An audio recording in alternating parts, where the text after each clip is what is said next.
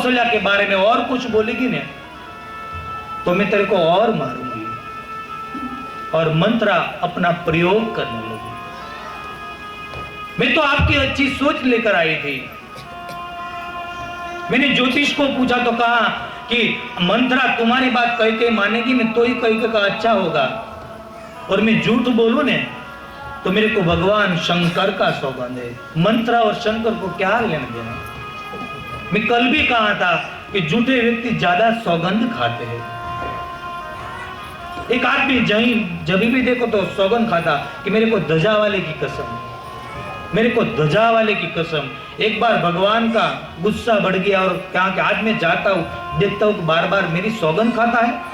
भगवान आया और पूछा कि तू सौगंध खा रहा है? तो बोला कि प्रभु मैं आपकी ध्वजा की नहीं, वो ट्रेन वाली ध्वजा होती है उसका मैं सौगंध खा रहा हूं। मेरे को भगवान शिव जी का सौगंध है। झूठे आदमी ज्यादा सौगंध खाते हैं। मंत्रा भरमाने लगी। राम भी अच्छे हैं, महाराज भी अच्छे हैं, पर दूध में से जैसे मक्खी निकाल देंगे ना ऐसे कल आपको निकाल देंगे, बाद में आपको पछतावा होगा। मेरी बात पर ध्यान दो। और मंत्रा ने मां कैकेयी को स्पर्श किया। कुछ देव माया और कुछ मेरे प्रभु की भी इच्छा थी तो मां कैकेयी मंत्रा की बात में आने लगी। अरे मंत्री तो सही बोल रही है। कई दिन से मेरा बायां अंग फरक रहा था, मेरी आंख फरक रही थी, मेरे को अच्छा नहीं लग रहा है। पर सुन ले मंत्रा, राम को राज्य मिले तो मेरे को कोई दिक्कत नहीं है, पर मैं और भरत सेवा नहीं करेंगे क्योंकि मैं भी महारानी हुई। मैं अपने पियर चली जाऊंगी। मंत्रा ने कहा कि ऐसा कोई सिद्ध करने की जरूरत ही नहीं। मंत्रा होती नहीं, उसको ऐसा सब आता है। आज भी हमारे बीच में मंत्रा है। आजू बाजू में, पड़ोस में, संबंध में, घर में एक तो मंत्रा है ही। मंत्रा है सब।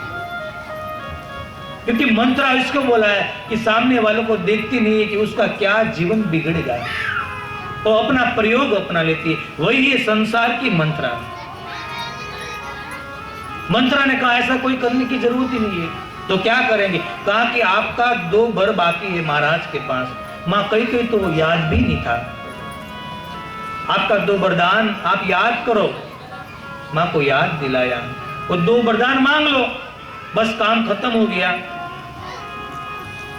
अरे मां कहती है मंत्रा 2 वरदान, वो 2 वरदान मेरे को क्या मांगना? मंत्रा कह रही कि वो भी मेरे को बताना पड़ेगा। तो सुन लो, जो राम कल राज्य में बैठ रहे हैं गद्दी पर, वो गद्दी आपके भरत की मांग लो और राम को वनवास दे दो। ये कितने साल को दो ऐसा मंत्रा ने नहीं कहा, वनवास दे दो, बस आपका काम खत्म हो जाएगा। पर सुनो, महाराज आएगा ना तो बार बार आपको पूछेगा, पर आप मांगना मत। सबसे पहले तो आप ये वस्त्र उतार दो, ये पुराने फटे हुए कपड़े पहन लो और ये महल में मत रहो। आप कोप भुवन चले जाओ। कोप भुवन क्या है? हम कितना भी बड़ा बंगला बनाते हैं, बेडरूम बनाते हैं, गेस्ट रूम बनाते हैं, किसी ने कोप भुवन बनाया 20 बाय 20 का तो भी नहीं हो जाता है। जहां तकरार होती है ना सब, वही एक घर कोप भुवन है। कोप भुवन बनाना नहीं पड़ता, कोप भुवन हो जाता है। और कोप, कई संत तो ऐसा भी कहते कि अयोध्या में कोप भुवन है क्योंकि राजा को बहुत महारानी थी। कभी कोई नाराज होते तो राजा उसको मनाते थे, उसको वहां जाना, कोप भुवन था। ये कोप भुवन में चले जाओ आप और बाल को खोल दो और भोई पथारी पर आप लेट सो जाओ। मंत्रा को भुवन बना बता सकती है, मंत्रा कभी मंदिर नहीं बता सकती साहब। मंत्रा ने को भुवन बताया। और सुनो, महाराज बार बार कहेंगे मांग लो, तो मांगना मत हो। कई ने कहा तो आप मांगना नहीं तो मेरे को क्या करना? तो सुनो, बार बार आपको कहे मांग तो मत मांगो। जब राम शपथ, ये मेरे को राम का सौगंध है, इतना बोले ना महाराज, तभी मांगना। और पहला वरदान, राम को वनवास मत मांगना। मंत्रा ने कितना ये समझा रही है।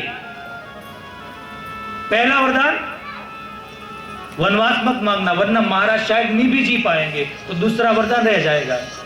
पहले भरत की गद्दी मांगना और बाद में राम वनवास।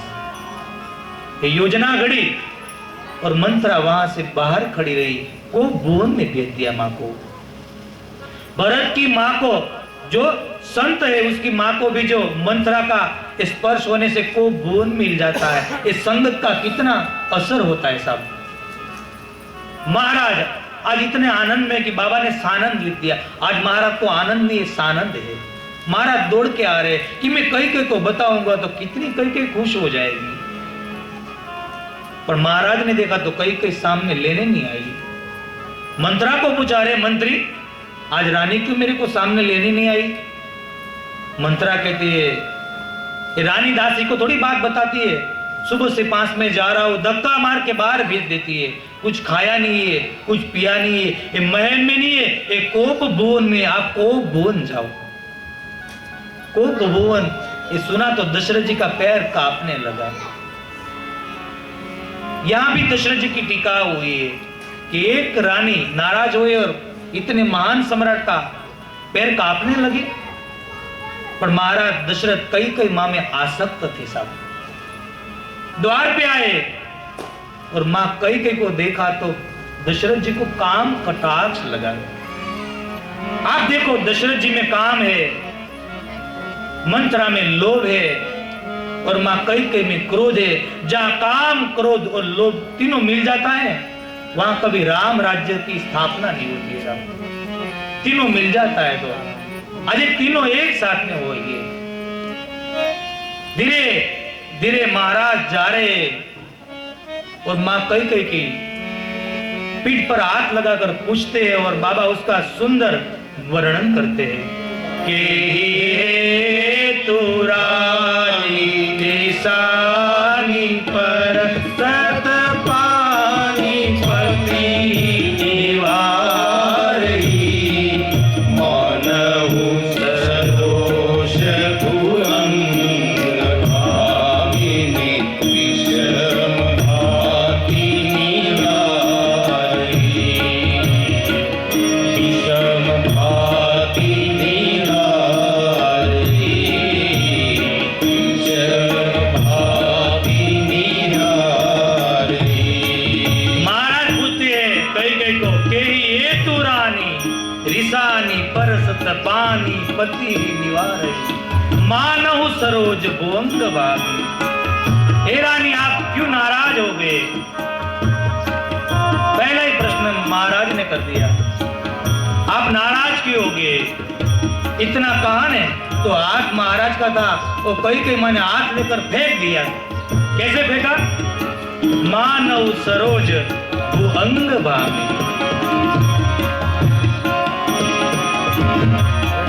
मानहु सरोज भुअंग भामी विषम भाति निहारहि। मानहु सरोज भुअंग भामी विषम भाति निहारहि। एहि हेतु रानी रिसानी पर सत पानी पति निवारहि मानहु सदोष भुअंग भामी विषम भाति निहारहि विषम भाति निहारहि। बाबा मुहावरा दे रहे, जैसे जहरीली सर्पिनी हो, उसके पूंछ पर कोई पैर रखे और सर्पिनी काटने लगती है, ऐसे मां कई कई दशरथ को काटने लगी।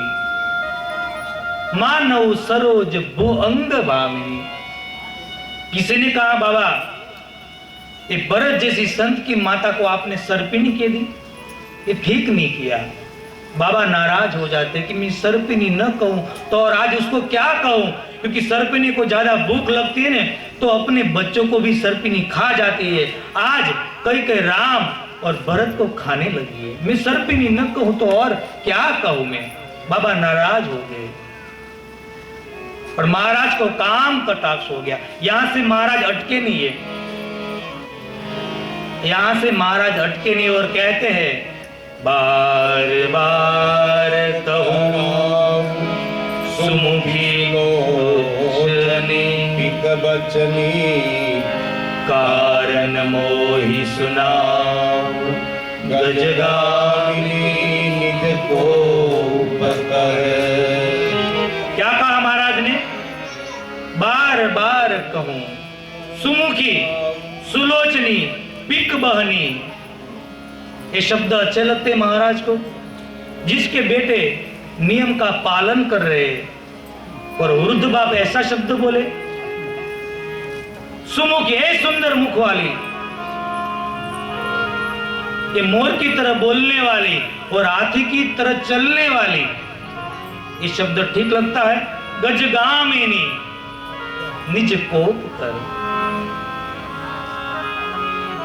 आज महाराज को काम लगे, कहने लगे हे रानी, किसने तुम्हारा अपराध किया? मेरे को बता एक बार। राजा को रंक बना दूं और रंक को राजा बना दूं, तू बता।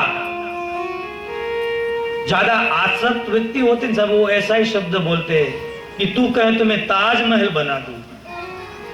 ताजमहल नहीं बनाना है, जो पानी गिर रहा है ना छत पर से, उसका कुछ निवारण कर दे तू पहले। ताजमहल नहीं बनाना।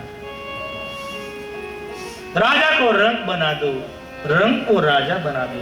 तेरा चेहरा चंद्र है, मेरा मन चकोर है। तू कहे तो किसी को मैं देश निकाल कर दूं। मेरे पर जल्दी प्रेम से बात कर। महाराज को काम उतर गया बोलते बोलते, और राम याद आ गया कि चल आज राम की बात कर दूं, आज राम की बात कर दूं। कहा कि देवी तू बार बार मेरे को बोलती थी ना कि राम बड़ा हो गया है, उसको राज्य दे दो, उसको राज्य दे दो। मैंने तेरी बात मान ली और कल राम का राज्य अभिषेक है। तैयार हो जा। मां कई कुछ भी नहीं बोली। महाराज हंसने लगे कि ऐसे समय पर रानियों को है ना नाराज होने की आदत होती है। मांग मांग क्या चाहिए तेरे को? इतना कहा तो मां कई का चेहरा महाराज के सामने हो गया है। कहा कि मांग मांग, आप तो बार बार कहते हो, कभी दिया मेरे को? मेरा 2 वर बाकी है, वो भी आपने मेरे को नहीं दिया। वो मिलेगा या नहीं मिलेगा ये तो मेरे परमात्मा जानते हैं।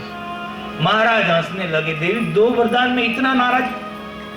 मेरे बोलने का मेरा आदत है, आप मेरे को बताते क्यों नहीं? कल मेरा राम का राज्य है, 2 नहीं 4 मांग लो। कई ने कहा 4 नहीं 2 ही चाहिए, वो भी मेरा आपके पास बाकी है, वही चाहिए। महाराज कहने लगे मांग लो देवी, क्योंकि ये तो रघुकुल है, या तो रघुकुल है। मांगो देवी मांगो। और बाबा ने लिख दिया रघुकुल सदा चली आई, रघुकुल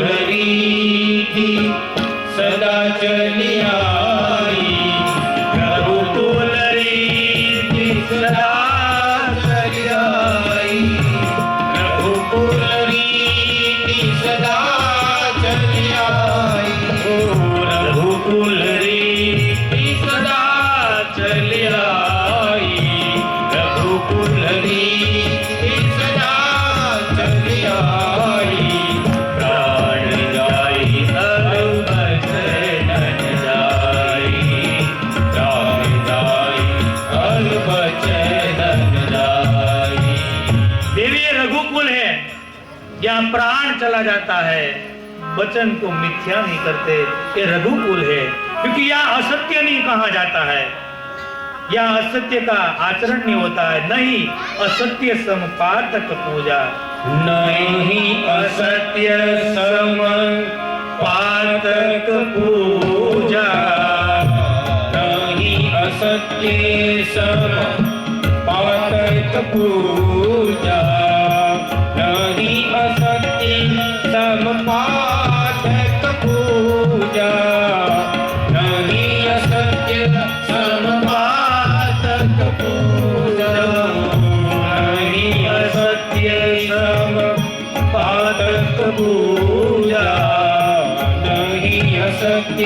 सम पातक पूजा ईसम होई कोटि करूंजा ईसम होई कोटि करूंजा।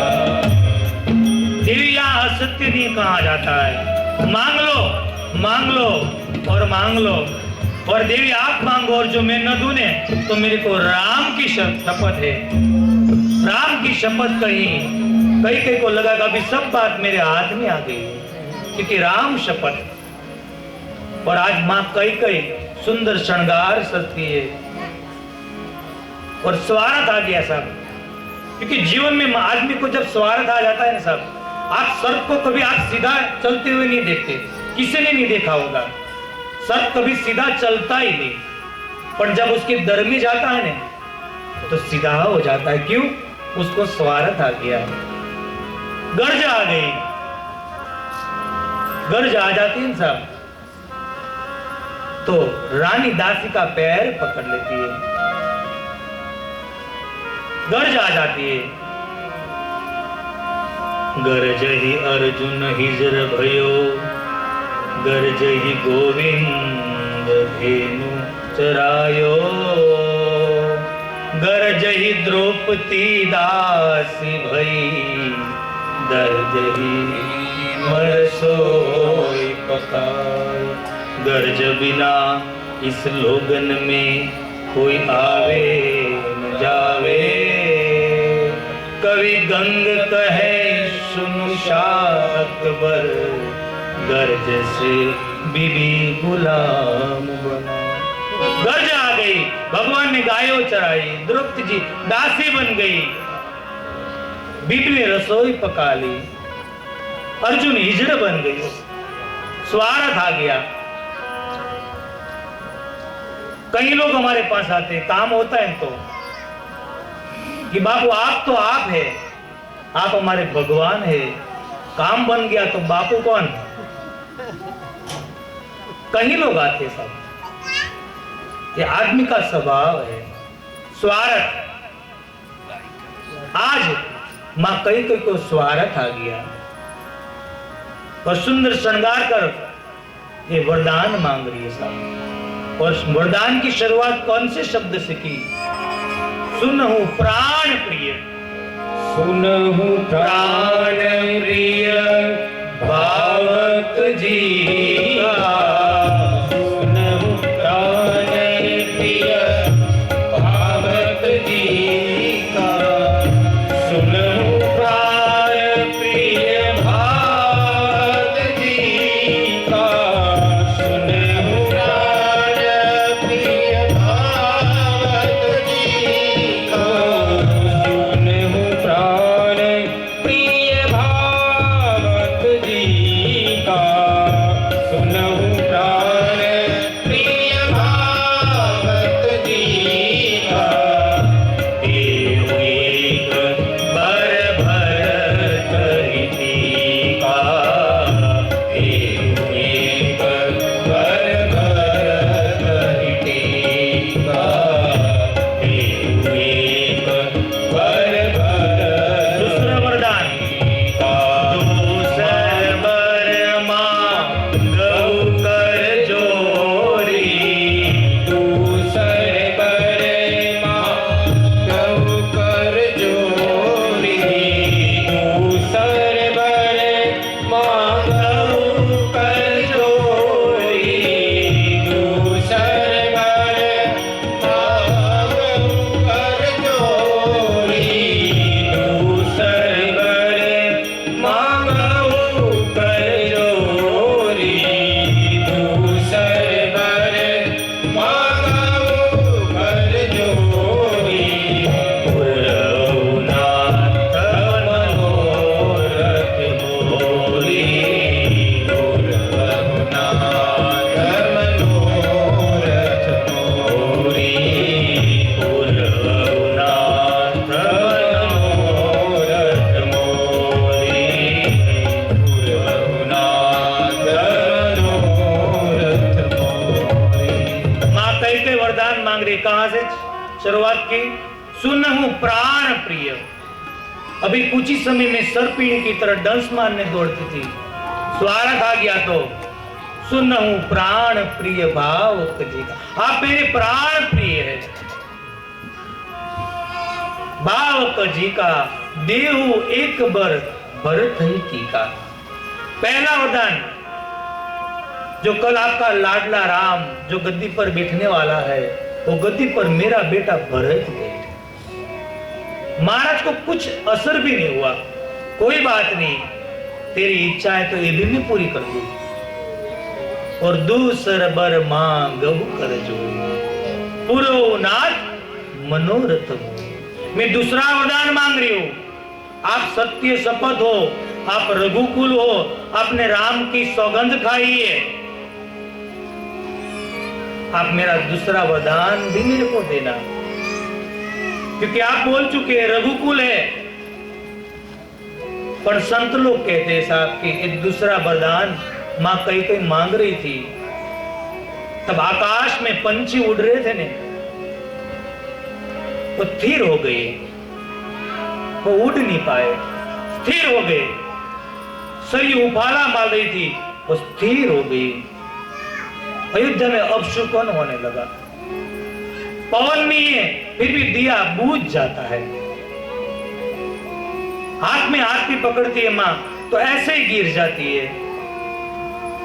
कुछ अच्छा काम करने जाती है तो बुरा हो जाती है। एक दूसरे को विरोध लगने लगा। और बाबा तो कहते हैं कि 1631 में ये जो अयोध्या में सरयू के किनारे कथा लिख रहे थे, इस शाही पेन से कथा लिख रहे थे बाबा। इस शाही पेन का उपयोग करना बाबा ने छोड़ दिया और ये चौपाई लिखी ने तो आंख से आंसू बहने थे।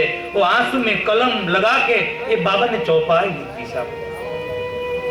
आंसू की कथा है राम कथा साहब। और ये वरदान मां कई के जो मांगती है ने वो कितना अनर्थ कर जाती है, अयोध्या को अनर्थ कर देती है।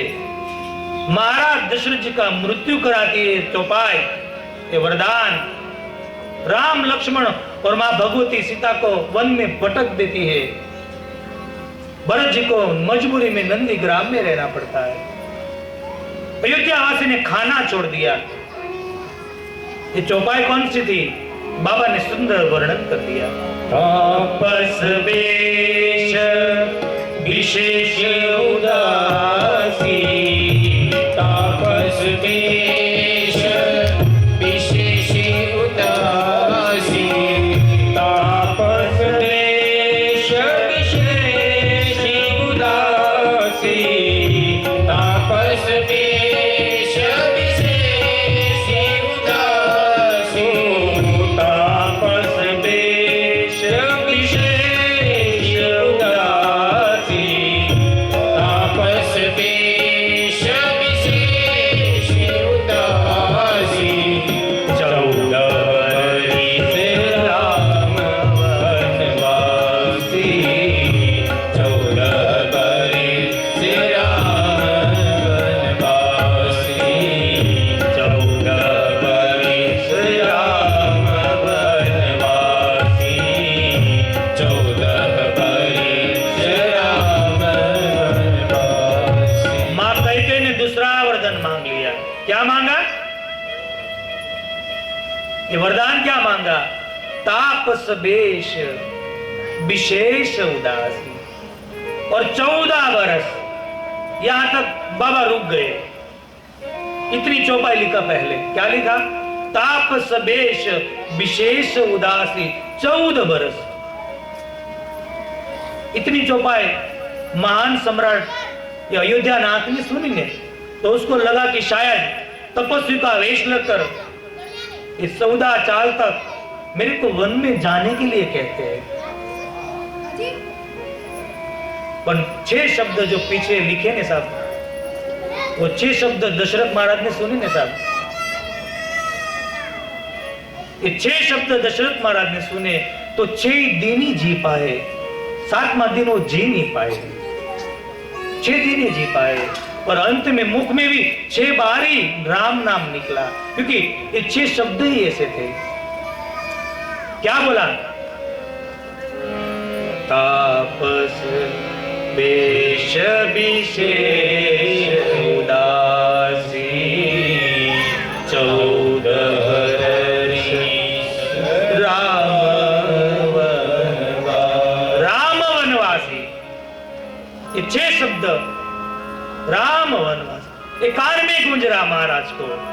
दीवार पे से आवाज निकल रहे कि 14 बरस राम बनवासी, 14 बरस राम बनवासी, 14 बरस राम बनवासी। कान में यही चौपाई घूमने लगी।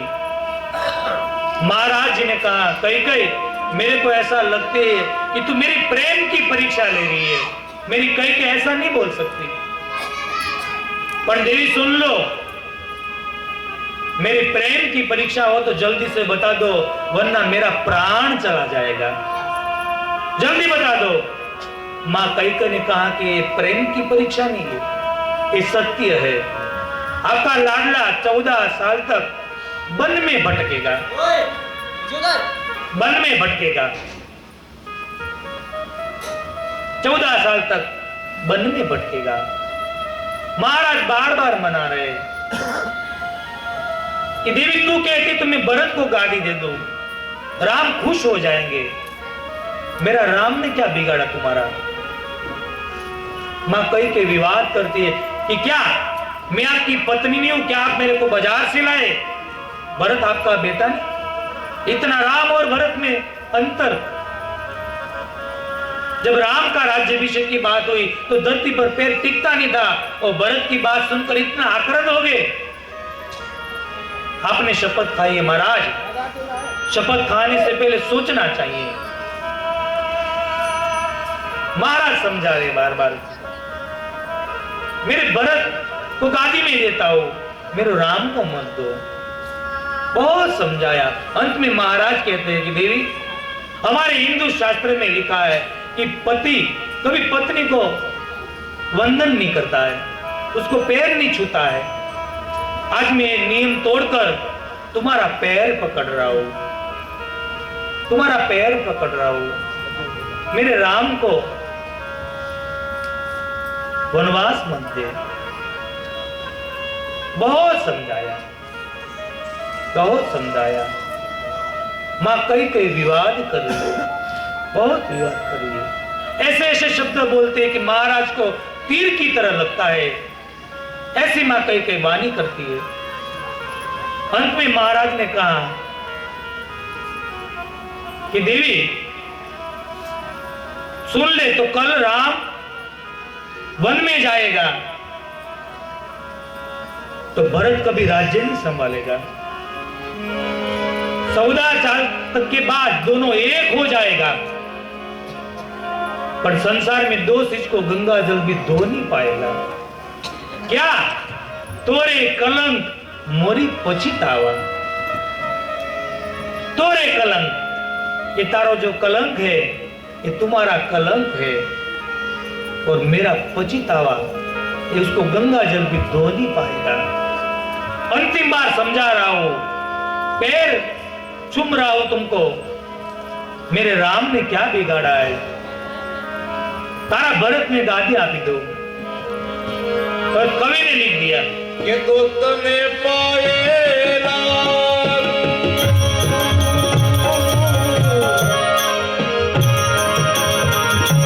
और के तो प्राण त्यागू रे, के तो तने पाएला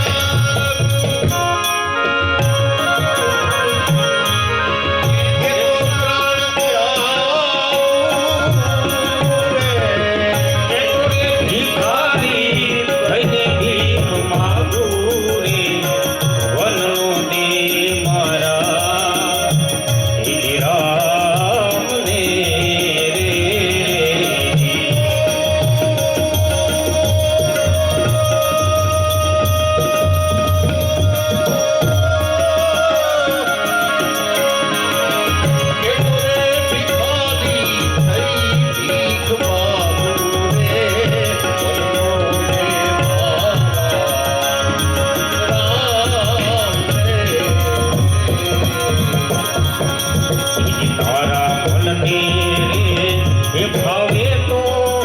બીજું માગી લેને વનનો દે મારા શ્રી રામને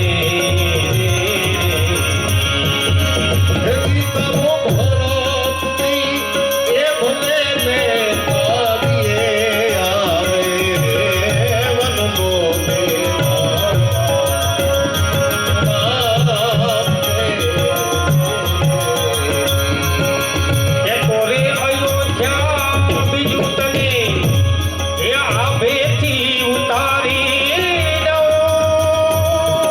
એ કોરે અયોધ્યા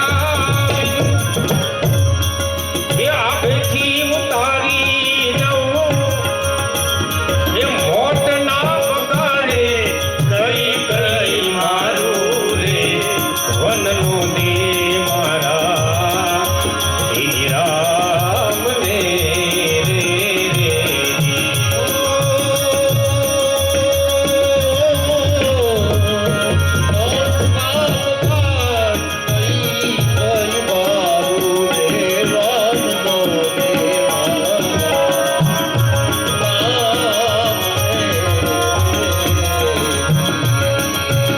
તારા મનને એ ભાવે તો બીજું માગી લેને રે વનનો દે મારા શ્રી રામને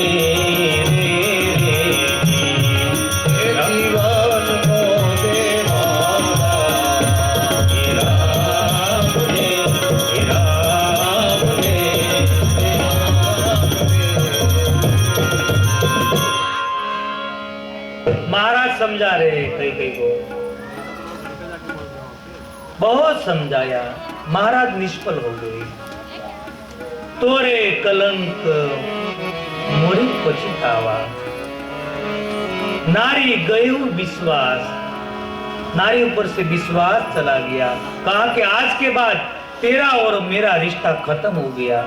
जाके प्रिय न राम बेदे है, जिसको राम और सीता मैया पर प्रेम नो रिश्ता तोड़ दो। महाराज ने रिश्ता तोड़ दिया। विकराल रात हुई, सुबह हुआ। अयोध्या की प्रजा देख रही, अभी तक महाराज जगे नहीं, और तो सुबह जल्दी उठ जाते, प्रथम पहर में जग जाते।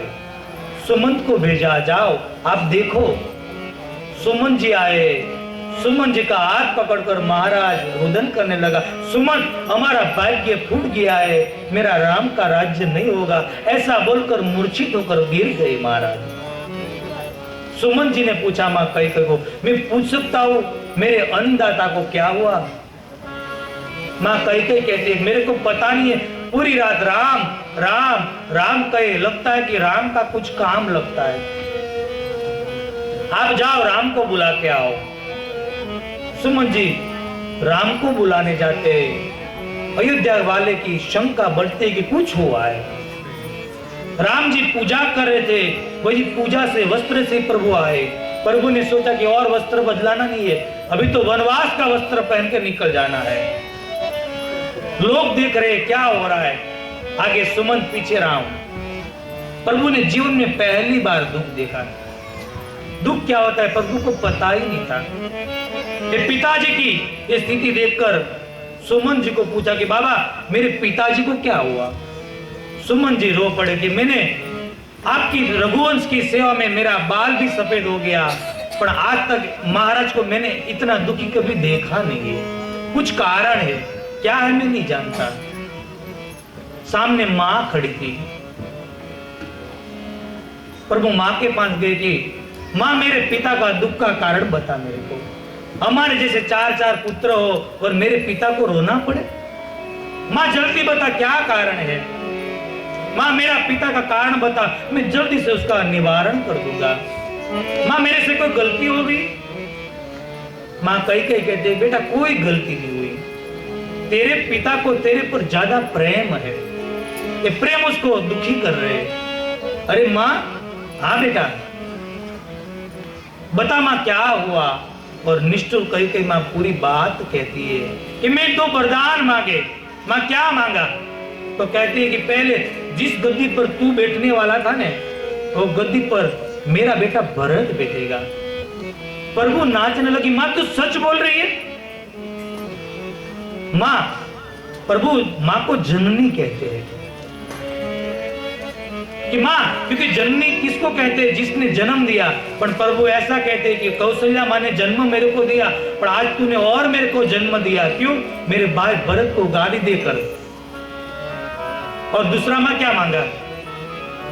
बेटा तेरे को तपस्वी का वेश लेकर वन में भटकना है। बस माँ, इतनी चीज छोटी बात में मेरा पिता आकरण कर रहा है। फायदा दिखाने लगे प्रभु कि माँ मैं वन में जाऊंगा ना तो मैं पिता का पितृपालक मानूंगा, मैं माता का साथ भी है, साथ में ऋषि मुनि का मेरे को दर्शन होगा, मैं तपस्या कर पाऊंगा, विश्वामित्र जैसे संत को अयोध्या आना नहीं पड़ेगा। और माँ सबसे बड़ा फायदा क्या है पता है? मेरे प्राण प्रिय भरत को गादी मिलेगी। और सुंदर माँ को कहते हैं, और बाबा जी ने वर्णन कर दिया, सुनु जननी सोई सुत बड़ भागी, जो माधवा बचन अनुरागी। सुनु जननी सोई सुत बड़ भागी, जो पितु मातु बचन अनुरागी। जननी सोई सुत बड़ भागी, जो पितु मातु बचन अनुरागी। सुनु जननी सोई सुत बड़ भागी, जो पितु मातु बचन अनुरागी।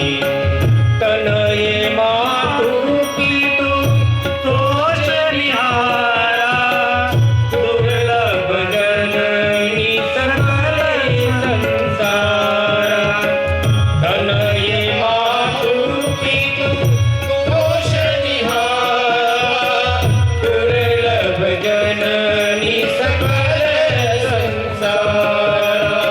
जो नहीं जाऊ बन ऐसे काजा, प्रथम गलिय मोहि मूढ़ समाजा।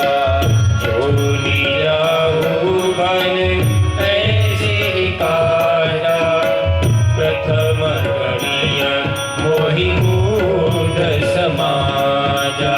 सुनु जननी सोई सुत बड़ भागी, जो पितु मातु बचन अनुरागी। सुनु जननी सोई सुत बड़ भागी, जो पितु मातु बचन अनुरागी। प्रभु माँ को कहती है, सुनो जननी सोई सुत बड़ भागी। माँ ये पुत्र बड़ भागी है जो माता पिता की बात सुनता है। ये बड़ भागी पुत्र है। माँ को कहते हैं प्रभु, इतना फायदा दिखाया, और इतना फायदा होने के बाद माँ मैं न जाऊं ने तो लोग मेरे को मूढ़ कहेंगे। जो न जाओ बन ऐसे ही काजा, प्रथम गलिय मोहि मूढ़ समाजा। जो नहीं जाऊ बन ऐसे ही काजा, प्रथम गलिय मोहि मूढ़ समाजा। माँ लोग मेरे को मूढ़ कहेंगे। माँ मैं पहले बताए तो अभी निकल गया होता। माँ मैं निकलता हूँ, तैयारी करता हूँ। प्रभु निकल गए। प्रभु को आनंद है, इतना खुशी है, एक तरफ से दुख है कि माँ कौशल्या को मैं क्या बोलूंगा। ये पूरी रात माँ ने तो तैयारी की है कि मेरे ललन को एक मुंगट अच्छा लगेगा, एक वस्त्र अच्छा लगेगा। प्रभु जा रहे धीरे धीरे। अयोध्या में सबको पता चल गया। अयोध्या के लोग रोने लगे, दीपमाला बुझाने लगे, और कई कई को दोष देने लगे। कई कई का क्यों जन्म हुआ, और शायद कई कई जन्मी तो उसके घर पर बेटा भरत क्यों हुआ। किसी ने बोला कि भरत का दोष मत दो। ब्राह्मण की स्त्रियां माँ कई को समझाने आती है, निष्फल हो जाती है। स्त्रियां कहती है कि उसको असाध्य नाम का रोग हो गया है, उसका कोई निवारण नहीं है। ब्राह्मण की पत्नी रोती हुई चली गई। इधर माँ कौशल्या के पास प्रभु आए। क्या कहूं माँ को मैं? माँ बनो, थोड़ा राज्य में फर्क हो गया है। यहां लिखा है कि प्रभु ने जब तक सुवास गए ने, सुधाम गए, तब तक ऐसा नहीं कहा कि पिता ने मुझे वन दिया, वन का राज्य दिया। साहब मेरे को राज्य दिया है, वनवास नहीं बोले राम जी। माँ थोड़ा फर्क हुआ है, क्योंकि हमारा राज्य छोटा नहीं है। एक बार अयोध्या संभालेगा, मैं वन संभालूंगा। माँ राम जी का हाथ पकड़ा था नहीं माँ कौशल्या ने, हाथ से छूट गया, पत्थर के रूप में बन गई माँ। कि बेटा उसमें निमित्त कौन बन गया? सुमंत के पुत्र ने सब बात बताई। माँ कौशल्या रो पड़ी कि बेटा शायद पिता ने तुझको कहा होता तो मैं उसको कहती कि मैं जीवन में कभी मांगा नहीं है। मैं इतना पूछ सकती हूँ कि राम ने तुम्हारा क्या बिगाड़ा है, पर साथ में माँ की बेटा अनुमति है तो मैं तुमको कहता हूं तू जा, क्योंकि माता पिता की आज्ञा पालना ये पुत्र धर्म है। पर बेटा मेरे को पता है, मैं कहूंगी तो तू मेरे को साथ नहीं ले जाएगा, पर मेरे को साथ ले जा तू।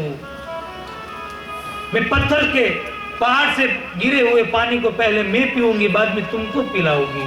कच्चा फल मैं खाऊंगी, पक्का तुझको दूंगी। बेटा तू चलते चलते थक जाएगा ना तो तेरा पैर में दबाऊंगी। बेटा मेरे को लेके जा, मेरे को छोड़ के मत जा। माँ कौशल्या रो पड़ी। बेटा शायद तू हमको मना करेगा तो मैं तो नहीं आऊंगी, पर सीता तेरे साथ नहीं आ सकती है, क्योंकि पलंग पीठ तजी गोद हिंडोला। सीता ने धरती कैसी होती है उसकी देखा ही नहीं है, वो तेरे साथ कैसे आएगी? उसी वक्त माँ सीता जी को समाचार मिल गया।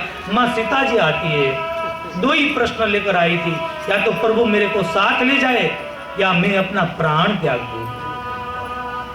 माँ सीता जी आई, प्रभु कहने लगे वैदेही मैं वन में जा रहा हूँ, भाई भरत घर पे नहीं है, माँ पिता की तबीयत ठीक नहीं है, तू संभालना, तू वन में नहीं आ सकती, तेरी उम्र नहीं है। वहां तो कच्चे फल मिलते हैं, वो भी सीजन में मिलता है, बिना सीजन से नहीं मिलता, भूखे रहना पड़ता है। माँ सीता जी रो पड़ी। एक ही प्रश्न था, क्या मेरी उम्र नहीं है तो क्या वन में जाने की आपकी उम्र है? और आप कहते हैं कि कच्चा फल मिलेगा, पक्का फल मिलेगा, तो क्या कल मेरे पिता को पता चलेगा ना तो सर पटक कर मेरे पिता मर जाएंगे। बेटी मैं तुझको यही सिखाया था, आपको विश्वास हो कि आपके बिना बेदे जी पाएगी तो छोड़ के जाइए। प्रभु को लगा कि सीता प्राण त्याग देगी, कहा कि सीता पुराने वस्त्र पहनकर तैयार हो जाओ। मां कौशल्या रो पड़ी कि इतना अपराध नहीं है, इतना दोष क्यों मिल रहा है? लक्ष्मण जी को समाचार मिल गया। वो लक्ष्मण जी का तो निर्णय ही उतावला है, आकर क्रोधमान हो गए, लाल हो गए। प्रभु कह रहे कि लक्ष्मण मैं और सीता जा रहे, भरत घर पे नहीं है, और माता पिता की आज्ञा पालना ये पुत्र का धर्म है। लक्ष्मण जी ने एक ही प्रश्न कहा, प्रभु बोल नहीं पाए कि प्रभु कौन है मेरे माता पिता? जब से मेरे को पता चला ने तब से मेरी माँ ने मेरे को सिखाया कि तेरी माँ सीता है, तेरा पिता राम है, और आप कहोगे कि पुत्र को पिता की आज्ञा पालन करनी चाहिए तो मैं आपकी आज्ञा पालन करूंगा, जरूर करूंगा। आप कहोगे तो मैं अयोध्या में रहूंगा, पर प्रभु पुत्र होने के नाते एक में आपके साथ आने की उम्मीद नहीं करूंगा, तो आप मेरे को सरयू तक ले जाओ। प्रभु ने कहा सरयू तक ले जाऊंगा, तो लक्ष्मण ने कहा सुन लो, आप सरयू के पार जाओगे और आपका लक्ष्मण, आपका अनुज सरयू में डूबकर प्राण दे देगा। ले जाना नहीं ले जाना आपकी मर्जी। लगा कि लक्ष्मण भी प्राण त्याग देगा। कहा कि लक्ष्मण मां सुमित्रा मां की पास जाकर आ, वो अनुमति दे तो ही आने का। लक्ष्मण जी निकल गए। मन तो प्रभु के पास रहा, शरीर मां पास गया कि शायद प्रभु मेरे को छोड़ के चला ना जाए। सुमित्रा की मां के पास गया, मां को सब बात बताई और कहा कि मां भरत को राज्य दे तो कोई बात नहीं, राम भगवान को क्यों वनवास? ये माँ कई माँ ने वनवास दे दिया। तभी माँ ने कहा लक्ष्मण आज बोला माँ कई ने कभी वनवास दिया ऐसा कभी मत बोलना। परमात्मा वन में क्यों जा रहा है पता है? तेरी कारण। लक्ष्मण जी के माँ मेरे कारण? माँ अपना मैं प्राण त्याग दो जो मेरे कारण जाना है तो प्रभु को। बेटा सुन, शेषनाग का तो अवतार है, तेरे पर पृथ्वी है, इतना वजन बढ़ गया है। ये वजन हल्का करने के लिए प्रभु वन में जा रहे हैं, ये तेरे कारण ही जा रहे हैं। बेटा तेरे को मेरे को पूछना जरूरत नहीं, तेरे को वहां से निकल जाना पड़े, क्योंकि तेरे माता पिता तो वही है। पर बेटा ध्यान रखना, सपने में भी काम, क्रोध, लोभ, मोह, मत्सर, ये 5 चीज सपने में भी नहीं आनी चाहिए।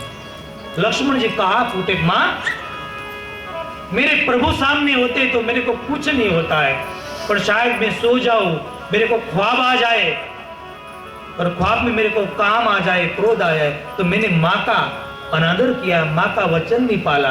तो लक्ष्मण माँ प्रतिज्ञा करता है जब तक प्रभु वन से वापस नहीं आएंगे तब तक तेरा लक्ष्मण सोएगा नहीं माँ। और माँ लक्ष्मण जिंदा रहेगा ने तो वापस आकर पूछेगा कि माँ मैं सोऊं, तो अनुमति देगी तो माँ सोऊंगा, वरना पूरा जीवन सोऊंगा नहीं माँ प्रभु के लिए। लक्ष्मण ने प्रतिज्ञा ली। और जननी तो ये है माँ, जननी जन तो भगत जन का दातार का सूर, नैतर रेजे वांजनी तारो मत घुमा विश्व। आ माँ है जो राम के काम में अपना पुत्र का हाथ सौंप दे। जा बेटा, पर एक शब्द और याद रखना, राम ब्रह्म है, प्राण देना पड़े ना बेटा तो प्राण दे देना। सीता और राम है ने मेरे दोनों अनमोल रतन है, अयोध्या मेरे को वापस देना। लक्ष्मण जी रो पड़े, निकल गए। कई संत तो ऐसा कहते कि उर्मिला जी को भी लक्ष्मण मिले। उर्मिला जी चित्र बना रही थी राम राज्य का, जोर से आवाज किया उर्मिला, हाथ से चित्र जो लिख रही थी वो गिर गया, चित्र खराब हो गया। उर्मिला रोने लगी कि प्रभु जी मेरा चित्र खराब हो गया। लक्ष्मण जी ने कहा ये चित्र खराब नहीं हुआ, अयोध्या का सच में चित्र खराब हो गया है, मैं बन जा रहा हूं। उर्मिला जी आंख से आंसू बहने लगे और लक्ष्मण जी को सामने देखे भी नहीं और कहा कि पूरी जीवन भर में आपकी प्रतीक्षा करूंगी, आप जाओ। लक्ष्मण जी निकल गए, महाराज को मिलने गए। ये वस्त्र में देखे तो महाराज रो पड़े, मूर्छित होकर गिर गए।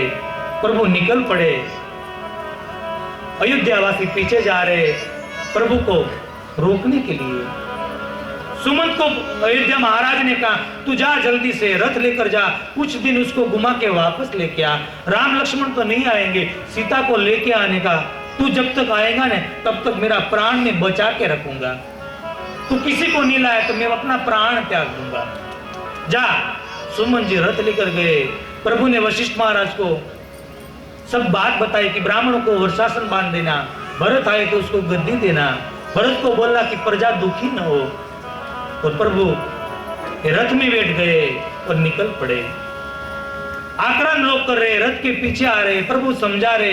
धीरे धीरे कर कर प्रथम रात्रि तमसा किनारे पहुंच गए।